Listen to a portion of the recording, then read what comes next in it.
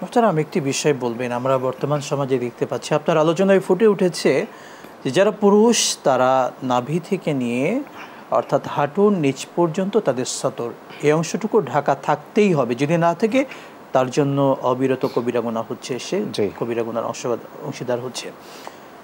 আমরা দেখতে পাচ্ছি প্রাপ্তবয়স্ক পুরুষরা হাফ প্যান্ট পরছে। যারা প্রাপ্তবয়স্ক পুরুষ অর্থাৎ যারা বালিগ হয়ে গিয়েছে বা যারা বড় হয়েছে, তারা যদি হাফ প্যান্ট বা এমন কোনো পোশাক পরে যেটা টাকনোর ওপরে আপনার চলে আসে, তাদের ব্যাপারে ইসলাম কি বলে? তাদের ব্যাপারে তারা সব আমরা শুনবো, একটা ফোন কল নিয়ে পরে শুনছি।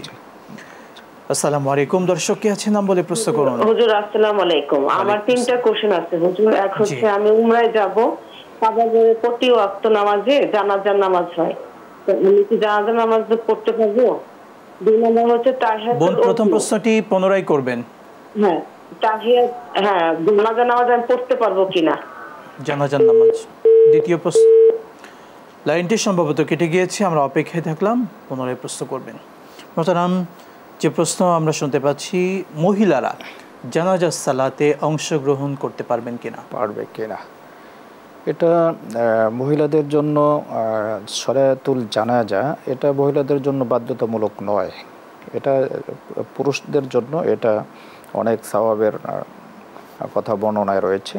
কিন্তু আপনার মসজিদুল হারাম এবং আপনার মসজিদে নববীতে সেখানে মা বোনেরা উপস্থিত থাকেন, সেখানে সলাতুল জানাজা হয়। সেটা দেখা যাচ্ছে যে আমাদের একটা মত আছে যে তারা সেখানে পড়তে পারবে, এদের কোনো সমস্যা নেই। আরেকটি মত রয়েছে যে মহিলাদের জন্য সলাতুল জানাজার অংশগ্রহণের প্রয়োজন নেই। জি, শুকরান, জাযাকাল্লাহ।